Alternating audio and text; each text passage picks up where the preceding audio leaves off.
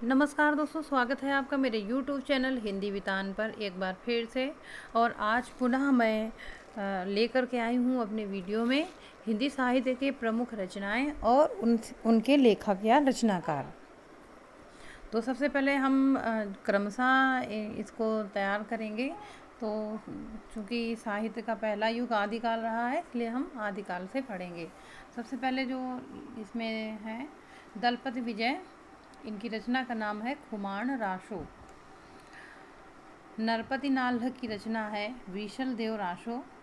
जगनिक की रचना का नाम है परमाल रासो। सारंगधर हम्मीर रासो। चंदवरदाई पृथ्वीराज रासो। ये सभी आदिकालीन रचनाएं थीं और याद रखना है आपको कि आदिकालीन जो रचनाएं थीं उनमें ज़्यादातर रासो ग्रंथ पाए जाते हैं। और ये जो रासो ग्रंथ हैं ये वीरता प्रधान रासो ग्रंथ हैं। किसी किसी में श्रृंगार का प्रधानता भी पाई जाती है। हम देख लेते हैं तुलसीदास जी, चूँकि भक्ति काल के हैं। रामचरितमानस, विनय पत्रिका, कवितावली, दोहावली और जानकी मंगल। कबीरदास जी रामायणी, शबद और साखी, जो कि इनके बीजक में संग्रहित हैं। और सबसे बढ़िया बात ये है कि इसको बीजक नाम से किसने संग्रहित किया था, तो इनके शिष्य थे धर्मदास जी, उन्होंने इसको बीजक नाम से संग्रहित किया था। सूरदास जी की प्रमुख रचनाएं हैं सूरसागर, साहित्य लहरी और सूर सारावली।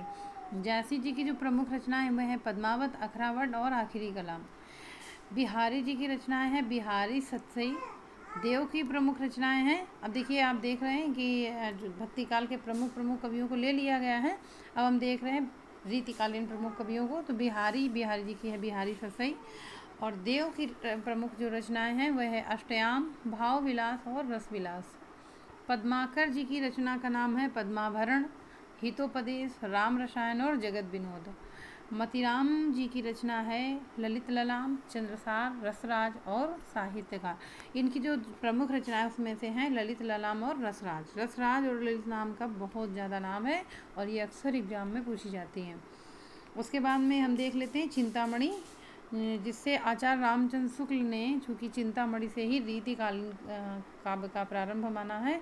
इनकी प्रमुख रचनाएं हैं कविकुल, कल्पतरु और काव्य विवेक। भूषण जी की प्रमुख रचनाएं हैं शिवा वावनी, शिवराज भूषण और छत्रसाल दशक। भूषण के बारे में एक बात बता दूं कि जो भूषण हैं कवि भूषण, तो ये रीतिकालीन काव्य में वीर रस के सबसे ज़्यादा प्रसिद्ध कवि हैं। क्योंकि आप लोग जानते हैं रीतिकाल में श्रृंगार रस की कविता लिखी जा रही थी, जबकि भूषण उस सबसे विपरीत वीर रस की कविता में अपना कौशल दिखा रहे थे।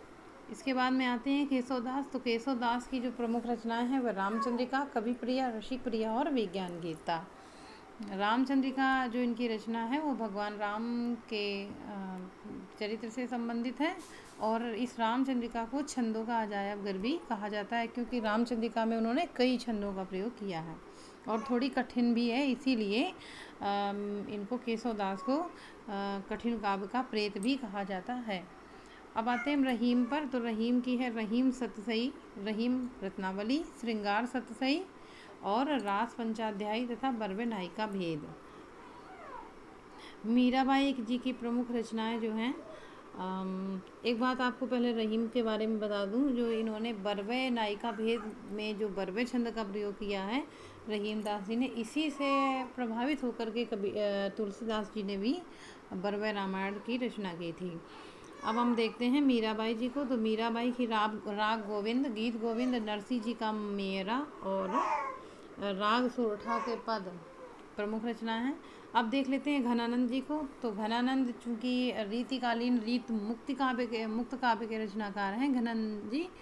रीत मुक्त किसे कहते हैं, तो ये एक बार जान लीजिएगा। जो रीत काल में जो कविताएं लिखी जाती थी तो वो ज़्यादातर लक्षण ग्रंथ लिखते थे। लक्षण ग्रंथों पर अपना उदाहरण देने के लिए ग्रंथ लिखते थे। लेकिन जो घनानंद जी हैं वो सबसे मुक्त थे, अपनी प्रेम कविता लिखते थे, अपने तरह के छंद लिखते थे। सबैया छंदों में ज़्यादातर इन्होंने अपने ग्रंथों की रचना की है।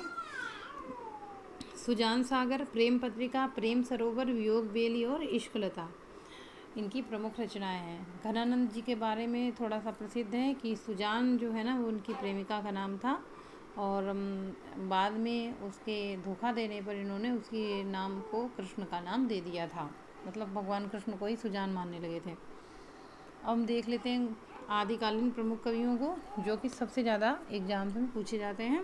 भारतेंदु हरिश्चंद्र जी, तो इनकी प्रमुख जो कविताएं हैं वह है प्रेम फुलवारी, प्रेम प्रलाप और श्रृंगार लहरी। रामललित त्रिपाठी की प्रमुख रचनाएं हैं पथिक, मिलन और स्वप्न, मानसी और ग्राम्य गीत। श्रीधर पाठक जी की प्रमुख रचनाएं हैं कश्मीर सुषमा, भारत गीत, हेमंत, मनोविनोद और स्वर्गीय भीड़ा। इसके बाद में देख लेते हैं अयोध्या सिंह उपाध्याय हरिऔध जी को, इनके हैं प्रिय प्रवास, वैदेही वनवास, चोखे चौपदे और रस कलश। मैथिली शरण गुप्त जी की प्रमुख रचनाएं हैं साकेत, यशोधरा, भारत भारती, सिद्धराज, द्वापर और पंचवटी। जयशंकर प्रसाद जी की प्रमुख रचनाएं कामायनी, झरना, आंसू, लहर, कामना, कल्याणी, स्कंदगुप्त, विशाख और आकाशदीप। सुमित्रानंदन पंत जी की प्रमुख रचनाएं हैं कला और बूढ़ा चांद, पल्लव, गुंजन, लोकायतन, चिदंबरा और उत्तरा। सूर्यकांत त्रिपाठी निराला जी की प्रमुख रचनाएं हैं परिमल, तुलसीदास, अनामिका, कुकुरमुत्ता, अणिमा और बेला। महादेवी वर्मा जी की प्रमुख जो रचनाएं हैं निहार, रश्मि, नीरजा, दीपशिखा, यामा, पथ के साथी। पथ के साथी जो इनकी रचना है वह इनका संस्मरण है। पथ के साथी नाम से ही आपको समझ में आ रहा होगा, इन्होंने स्मरण करके अपने साथियों के बारे में जो ग्रंथ लिखा है वो पथ के साथी है। उसके बाद में देख लेते हैं सुभद्रा कुमारी चौहान का, तो इनकी रचना है मुकुल, त्रिधारा, बिखरे मोती, सीधे साधे चित्र, मिलन, स्वप्न और जयंत। रामधारी सिंह दिनकर जी की प्रमुख रचनाएं हैं कुरुक्षेत्र, रश्मिरथी, उर्वशी, रेणुका, बापू और रसवंती।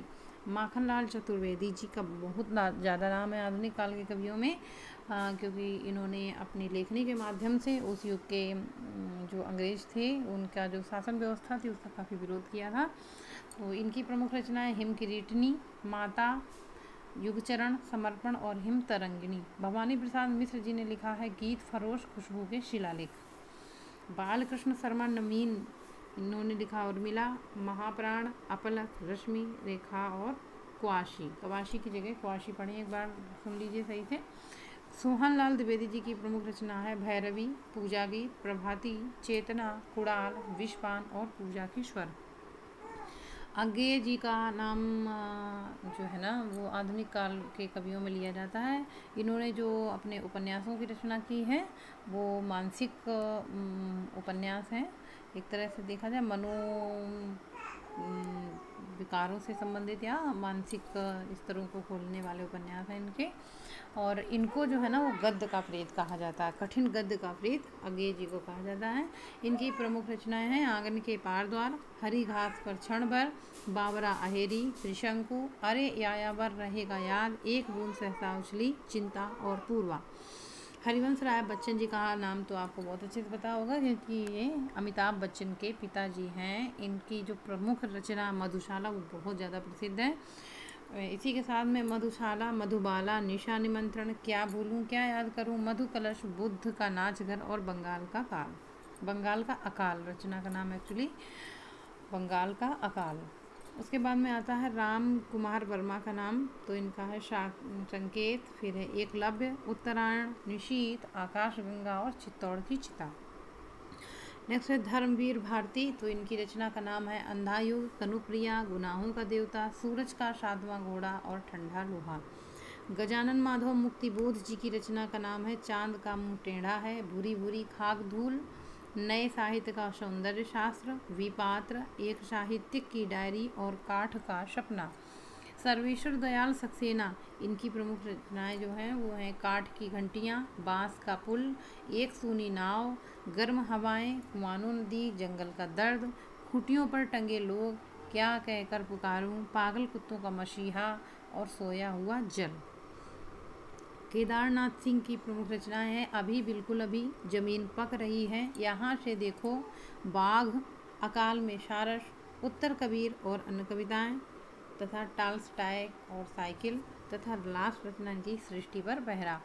कुमार नारायण जी की प्रमुख रचना जो है वो है चक्रव्यूह, अपने सामने कोई दूसरा नहीं, आत्मजयी और इन दिनों।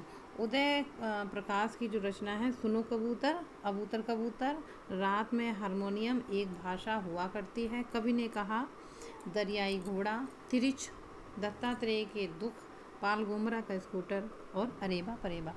तो फ्रेंड्स, ये थी आज की प्रमुख रचनाएं। मुझे लगता है कि आपका कोई भी एग्ज़ाम हो हिंदी से संबंधित, अगर रचनाओं से संबंधित जो प्रश्न पूछे जाते इसमें से अवश्य ही आएंगे और अवश्य ही आएंगे।